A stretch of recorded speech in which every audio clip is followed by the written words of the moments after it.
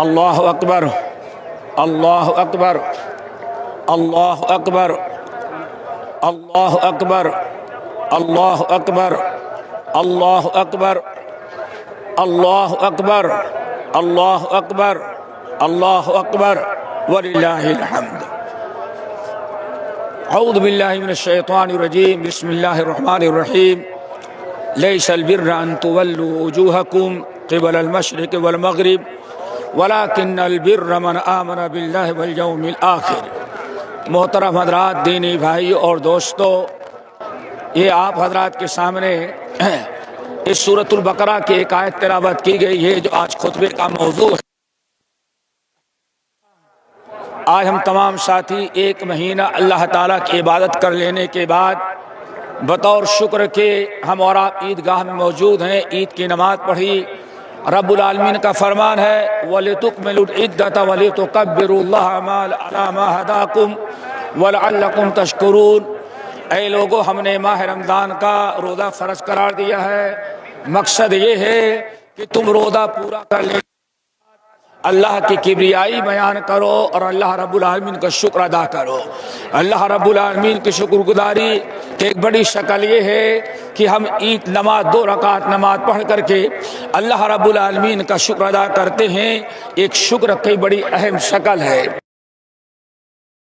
رب العالمین نے جہاں ماہ رمضان کی روزے کی فرضیت کا اعلان کیا، یا ایھا الذین آمنوا کتب علیکم الصیام کما کتب علی الذین من قبلکم لعلکم تتقون، اس سے کچھ ہی پہلے اللہ رب العالمین نے بر کا تذکرہ کیا ہے۔ لیس البر ان تولوا وجوہکم قبل المشرق والمغرب۔ اس کا مطلب یہ ہے کہ ماہ رمضان کے اہم مقاصد میں سے ایک مقصد دوستو ہے بر۔ بر کا معنی ہوتا ہے، بر اصل میں بر سے نکلا ہوا ہے، جس کا معنی آتے ہیں بر یعنی کھلا ہوا میدان۔ کھلے میدان کو عربی زبان میں بر کہا جاتا ہے، تو اسی سے بر نکلا ہوا ہے۔ تو بر کا مطلب یہ ہوتا ہے دوستو، بر کا مطلب یہ ہے کہ انسان کا دل اللہ اس کے رسول کے اطاعت و فرما برداری، شریعت کی پابندی، کتاب و سنت پر چلنے اور اللہ رب العالمین کی ہر بات پر عمل کرنے کے لیے اس کا دل کشادہ ہو، دل کھلا ہوا ہو۔ اللہ رب العالمین کی عبادت اور اطاعت کے ساتھ بر کا ایک مطلب یہ بھی بیان کیا گیا، ساتھ یہ بھی کہا جاتا ہے کہ انسان کا لوگوں کے ساتھ احسان کرنے کا دل کھلا ہوا، کشادہ دل ہو، اس کو کہا جاتا ہے بر۔ اور اسلام میں اس کی بڑی اہمیت ہے دوستو، جن میں سے چند باتیں یہ۔ نمبر 1، آپ دیکھیے اللہ رب العالمین نے قرآن مجید میں تقریباً 30 مقامات پر بر کا تذکرہ کیا ہے۔ بر یعنی انسان کو چاہیے، ایمان کا تقاضا یہ ہے کہ اس کا دل اتنا کشادہ ہو، اتنا کھلا ہوا ہو کہ ہر بات پر، اللہ کی ہر بات، رسول کی ہر سنت پر عمل کرنے کا شوق و جذبہ ہو اور دل اس کی طرف مائل ہو۔ اسی طرح سے اللہ تعالیٰ کے مخلوق کے ساتھ احسان کرنے کا بھی اس کے اندر جذبہ ہو، اور یہی وہ چیز ہے جس کی حضرت میں دعا مانگی تھی، رب اشرح لی صدری ویسر لی امری واحلل عقدۃ من لسانی یفقہوا قولی۔ انسان کا دل اگر کشادہ ہوتا ہے تو اللہ تعالیٰ کے ساتھ اس کا معاملہ درست ہوتا ہے اور اللہ تعالیٰ کے مخلوق کے ساتھ اس کا معاملہ درست ہوتا ہے۔ نمبر 2، اللہ رب العالمین نے قرآن پاک کے اندر لیس البر ان تولوا وجوہکم قبل المشرق والمغرب، اللہ رب العالمین اس آیت کے اندر 18 احکام اسلام کے بیان کی ہیں۔ 18 احکام جو 3 طرح کے ہیں۔ نمبر 1، کچھ کا تعلق عقائد سے ہے اور کچھ کا تعلق اعمال سے ہے اور کچھ کا تعلق انسان کے اخلاق سے ہے۔ پورے دین اسلام کا دار و مدار عقائد، اعمال صالحہ اور اخلاق کے حسنہ پر ہے۔ دعا کرو اللہ تعالی ہم سب کو ان تینوں باتوں سے نوازے۔ اللہ رب العالمین نے ان 18 مسائل کو بیان کرنے کے بعد فرمایا، جو شخص ان کی پابندی کرتا ہے اولئک الذین صدقوا واولئک هم المتقون، یہی وہ لوگ ہیں جو اپنے دعوے میں ایمان میں سچے ہیں اور یہی متقین لوگ ہیں۔ اسی طرح سے میرے بھائیو آپ یاد رکھیے گا، نمبر 3 یہ تقوی۔ اللہ رب العالمین نے قرآن مجید میں جب روزے کی فرضیت کا اعلان کیا تو ایک مقصد بیان کیا، یا ایھا الذین آمنوا کتب علیکم الصیام کما کتب علی الذین من قبلکم لعلکم تتقون۔ روزہ تمہارے اوپر اس لیے فرض کرا دیا گیا کہ تمہارے اندر تقوی آ جائے، اور پھر تقوی کا ایک بڑا اہم فائدہ ہے، انسان کے اندر جب تقوی آتا ہے تو بر بھی اس کے اندر آ جاتے ہیں، جیسے اللہ نے فرمایا وَلَكِنَّ الْبِرَّ مَنِ اتَّقَىٰ۔ اصل میں بر تو یہ ہے کہ اس کے دل میں تقوی آ جائے۔ تو اللہ رب العالمین نے یہ واضح کر دیا کہ ماہ رمضان کا روزہ جو ہم رکھتے ہیں اس کا اہم مقصد یہ ہے کہ ہمارے اندر تقوی کے ساتھ ساتھ بر آ جائے، ہمارا دل اللہ اس کے رسول کی باتوں پر عمل کرنے کے لیے کھلا ہو، کوئی بات شریعت کی ہمیں ناگوار نہ گزرے، ہمارے دل میں جذبہ ہو اور اللہ کی مخلوق کے ساتھ بھلائی کرنے کا خاص احساس ہو۔ نمبر 4 میرے بھائیوں، پورے اسلام کا دار و مدار اللہ رب العالمین نے ہمارے سماج، ہمارے معاشرے، ہمارے سوسائٹی کا سارا دار و مدار بر پر ہے۔ رب العالمین نے فرمایا وَتَعَاوَنُوا عَلَى الْبِرِّ وَالتَّقْوَىٰ، اے لوگو ایک دوسرے کا تعاون کرو تقوی اور بر پر۔ یہی ہماری الفت کا، محبت کا، اتفاق کا، اتحاد کا، ہمیں ہمارے آپسی روابط کا دوستو یہی معیار ہے، بر اور تقوی۔ نمبر 6 یاد رکھیے گا، انسان کے اندر جو اللہ رب العالمین نے قرآن مجید میں ہمیں بر کا حکم دیا، اور تو یہ بر اس وقت تک مکمل نہیں ہو سکتا جب تک کہ ہمارے اندر ایک چیز اور عفو و درگزر کا احساس نہ پیدا ہو جائے، ہمارے اندر اپنے بھائیوں کے متعلق عفو کا، درگزر کا، معاف کرنے کا، انہیں یہ جذبہ ہمارے اندر ہو۔ رب العالمین نے ارشاد فرمایا والکاظمین الغیظ والعافین عن الناس واللہ یحب المحسنین، اے لوگو والکاظمین الغیظ، غصے کو پی ڈالنا۔ اگر کسی ساتھی کے ساتھ تمہاری کوئی بات ہو گئی اور تمہیں غصہ آ گیا تو بر یہ ہے کہ تم اس کے غصے کو پی ڈالو۔ والکاظمین الغیظ والعافین عن الناس، غصہ پی ڈالو اور سامنے والے کو درگزر بھی کر دو، اور واللہ یحب المحسنین، اور اس کے ساتھ احسان بھی کرو۔ کہا جاتا ہے حضرت علی بن حسین بن ابی طالب رضی اللہ تعالی عنہم اجمعین، کہا جاتا ہے کہ ایک دن ان کی نوکرانی آئی، کہا کہ وضو کے انہوں نے کہا وضو کے لیے پانی لا، لوٹا مٹی کا برتن تھا لے کر کے آئی بیچاری، پانی پکڑانے لگی وضو کا تو اس کے ہاتھ سے لوٹا چھوٹ گیا اور گر گیا زمین پر، ٹوٹ گیا۔ جیسے مٹی زمین پر گرا لوٹا اور پانی مٹی سے ملا، چھینٹیں اڑ کر کے چہرہ، ان کے بدن، ان کے کپڑے سب کو خراب کر دیا۔ حضرت علی بن حسین ابن ابی طالب رضی اللہ تعالیٰ عنہ نے بڑے گھور کر کے دیکھا اب اس لڑکی کو اور قریب سے تھپڑ مارے۔ جب بیچاری سوچتی ہے آقا بڑے غصے میں ہوئے، ایک تو ان کے چہرہ، ان کا بدن، ان کا کپڑا سب کچھ گندا ہو گیا، لیکن اب شاید تھپڑ مارے تو اس کو کچھ نہیں یاد آیا۔ کہا آقا والکاظمین الغیظ، احسان کا اللہ کا حکم ہے کہ غصہ آ جائے تو غصہ پی ڈالو۔ حضرت علی رضی اللہ تعالی علی رحمہ اللہ فوراً اس آیت کو سنا اور غصے کو پی ڈالا۔ اس لڑکی نے سوچا اچھا موقع ہے، کہا حضرت غصہ پی ڈالنا ہے، والعافین عن الناس، اور معاف کر دینا بھی نیک لوگوں کی نشانی ہے۔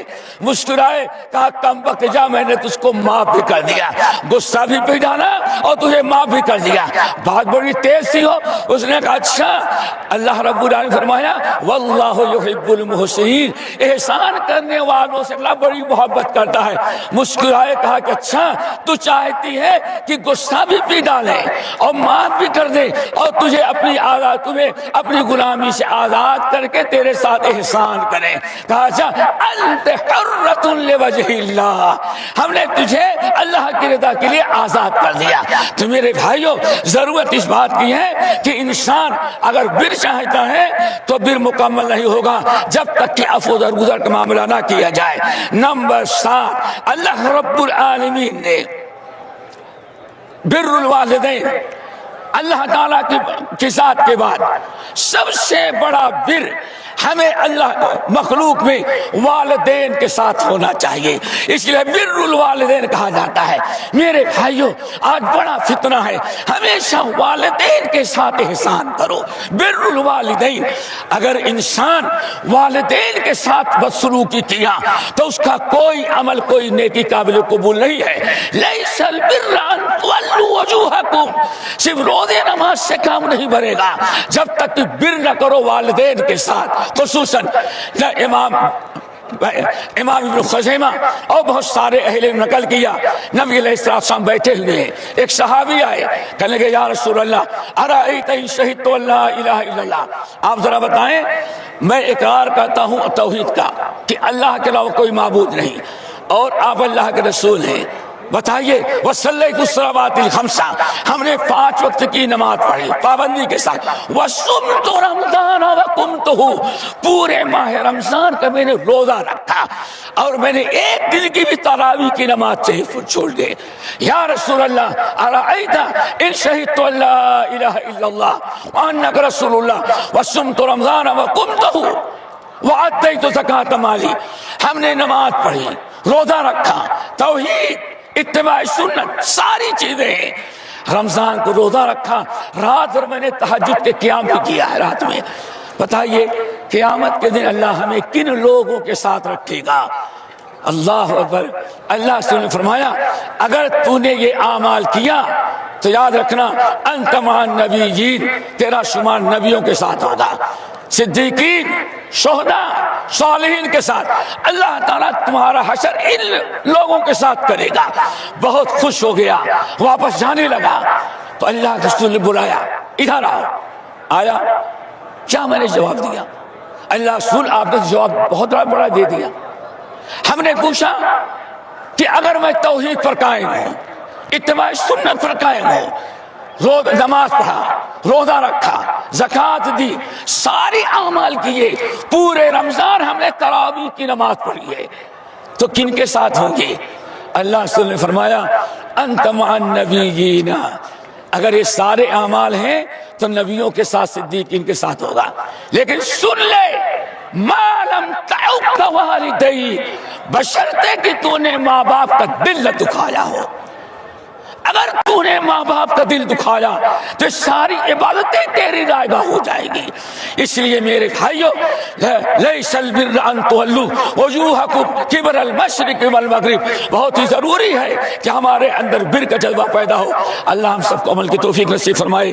اقول قولی ھذا واستغفر اللہ من کل ذنب واتوب الیہ۔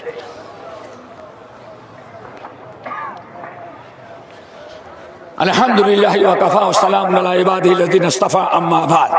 دوستو نمبر 8، بر، احسان، ہمارا دل کھلا ہو اپنے بھائیوں کے لیے، اللہ کے لیے بھی، عبادت کے لیے، اطاعت کے لیے، نیکیوں کے لیے۔ ایسا نہ ہو کہ رمضان گیا ہمارا دل پھر سکڑ گیا، یہ بر نہیں ہے۔ انسان اللہ تعالیٰ کے ساتھ بر کرے۔ ہم رمضان میں جیسے ہمارا دل کھلا تھا صدقہ کرنے کے لیے، خیرات کرنے کے لیے، نماز پڑھنے کے لیے، اب ایسا نہ ہو کہ رمضان کے بعد ہمارا دل سکڑ گیا، نہ نماز کے لیے کھلتا ہے، نہ صدقے کے لیے کھلتا ہے، نہ لوگوں کے ساتھ احسان کرنے کی فکر ہوتی ہے۔